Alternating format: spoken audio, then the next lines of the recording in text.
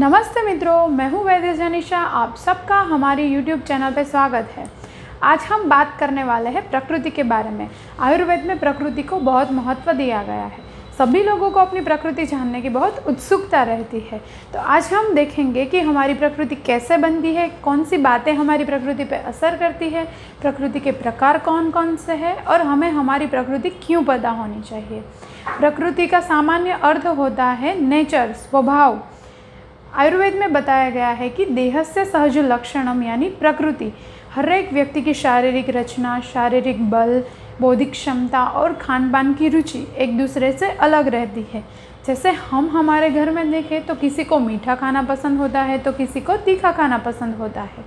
हमारे आसपास काम करने वाले लोगों को अगर हम देखें तो कोई जल्दी जल्दी काम करता है, कोई धीरे काम करता है, किसी को ज़्यादा गुस्सा आता है तो कोई शांत रहता है, कोई बहुत ज़्यादा बोलता है तो कोई कम बोलता है।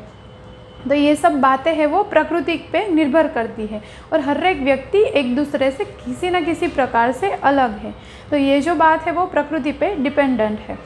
आगे हम देखेंगे कि प्रकृति हमें गर्भावस्था से मिलती है और मृत्यु तक हमारे साथ रहती है। तो अब आपको ये सवाल होगा कि क्या हम हमारी प्रकृति को बदल सकते हैं? तो जी नहीं, हम हमारी प्रकृति को नहीं बदल सकते। अब ये सवाल होगा कि तो फिर हमें हमारी प्रकृति क्यों पता होनी चाहिए?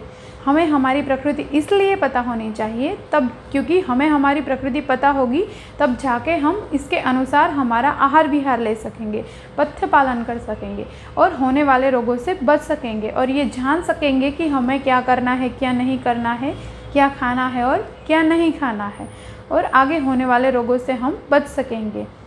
जैसे हम एक एग्जाम्पल देखते हैं कि किसी की प्रकृति है पित्त प्रकृति और उसे नहीं पता है कि उसकी पित्त प्रकृति है और वो व्यक्ति ऐसी गलती करता है कि शरद ऋतु में लगातार मिर्च मसाले वाला भोजन करता है। तो उसके साथ क्या होगा कि उसे स्किन डिजीज़ या तो फिर पित्त से रिलेटेड रोग होने की संभावना बढ़ जाती है। तो अगर वो पथ्य पालन करता है तो वो उस चीज़ से बच सकता है। और इसके एक ऑपोजिट हम देखते हैं कि किसी की कफ प्रकृति है लेकिन उस व्यक्ति को पता है कि उसकी कफ प्रकृति है और वो वसंत ऋतु में जब कफ बढ़ता है तो कफ को कम करने वाला भोजन लेता है। तो क्या होगा कि वो कफ से होने वाले रोगों से बच सकेगा। तो इसलिए इस तरह प्रकृति जानना हमारे लिए बहुत ज़रूरी है। इसके अलावा और एक फ़ायदा है कि प्रकृति जानने से हम उस व्यक्ति को पहचान सकते हैं। जैसे कोई बहुत जल्दी काम करता है तो कोई धीरे काम करता है, किसी को ज़्यादा गुस्सा आता है तो कोई शांत रहता है। तो फिर हम ये सोचते हैं कि भाई ये व्यक्ति ऐसा क्यों है, तो वो उसकी प्रकृति के अनुसार है, हम उसे बदल नहीं सकते हैं, हमें उसे एक्सेप्ट करना ही पड़ता है।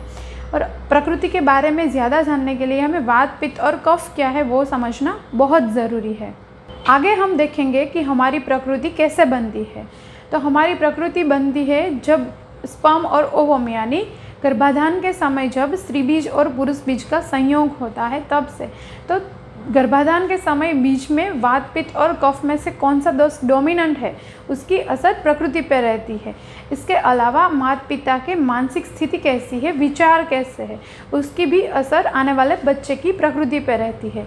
इसके अलावा कौन सा समय यानी कौन सा काल है उसकी भी असर रहती है। इसके अलावा जो गर्भिणी है उसका खान पान कैसा है, उसकी शारीरिक क्रियाएं कैसी है, उसके विचार कैसा है, उन सब बातों की प्रकृति पे असर रहती है, आने वाले बच्चे की प्रकृति पे असर रहती है। तो अगर हमें ये सब चीज़ें पता होगी तो हम हमारे जो तीनों दोष है उसे साम्यावस्था में ला सकते हैं। आगे हम देखेंगे कि प्रकृति के प्रकार कौन कौन से हैं। तो प्रकृति के मेनली 3 प्रकार है, दोषज, मानस और भूतज। तो दोषज में आते हैं 7 प्रकार, वातज, पित्तज, कफज, द्वंद्वज यानी वात पित्तज, पित्त कफज और वात कफज। इसके अलावा है त्रिदोषज प्रकृति।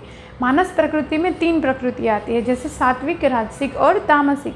और भूतज जो है वो है पंच महाभूत के हिसाब से। तो आपको अब ये सवाल होगा कि किसी की वात प्रकृति है तो उसके शरीर में पित्त और कफ होगा कि नहीं होगा। तो वात प्रकृति वाले व्यक्ति के शरीर में तीनों दोष रहते हैं, वात, पित्त और कफ, लेकिन जो दोष डोमिनेंट रहता है, अधिक रहता है, उसके हिसाब से उस व्यक्ति की प्रकृति बनती है। तो आगे के लेक्चर में हम देखेंगे कि वात प्रकृति के शारीरिक लक्षण कौन कौन से हैं। अगर आपको हमारी ये वीडियो अच्छी लगी है तो हमारी वीडियो को लाइक कीजिए और हमारी चैनल को सब्सक्राइब कीजिए। Stay healthy and happy with Ayurveda. Thank you.